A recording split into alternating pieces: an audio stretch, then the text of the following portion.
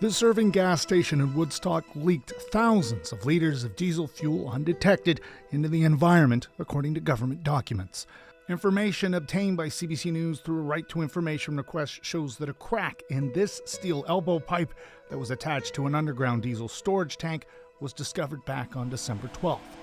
That crack led to likely more than 100,000 liters of diesel fuel leaking into the ground, contaminating the nearby groundwater and causing the closure of this Tim Hortons, the Irving station, and potentially putting nearby residential wells at risk.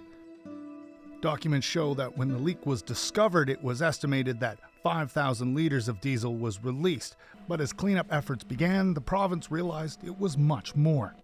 On December 23rd, Mallory Gillis, a manager of contaminated sites with the Department of Environment, wrote to provincial colleagues stating the amount will continue to be refined, but they are estimating between 50,000 and 100,000 liters.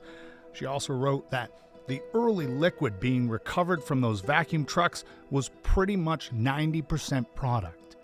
A Department of Environment inspector followed up writing that the water recovered from the ditch of the adjacent Trans-Canada Highway was 1/3 diesel. And finally, in a report penned to the Premier on January 9th, Gillis wrote, "The amount of diesel released continues to be refined based on product recovery data, but may be greater than 100,000 liters."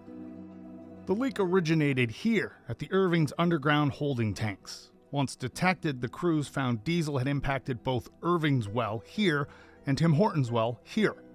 Crews then found large amounts of diesel on the water here in these ditches.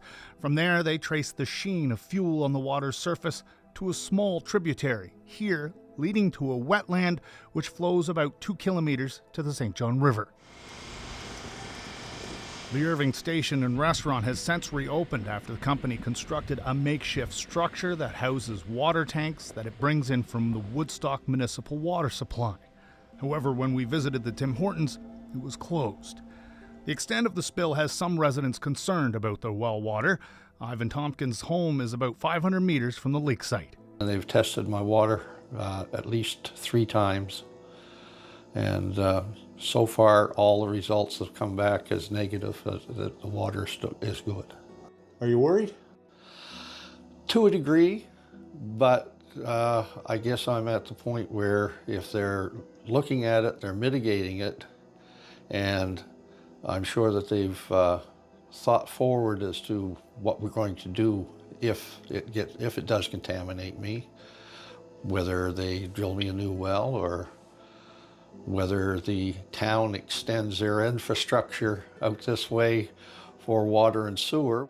CBC News requested an interview with someone from the Department of Environment to inquire about the amounts that were lost here at the gas station, as well as how long that leak was taking place.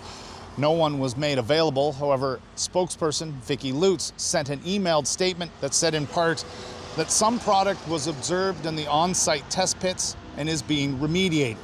She said the department is awaiting additional information on the potential size or timing of the release, and the responsible party, Irving Oil Limited, continues to carry out assessment activities in accordance with the department's contaminated sites regulation. Follow-up questions should be directed to Irving Oil Limited. Now, CBC News made repeated requests to speak with someone from Irving Oil, and no one returned our calls.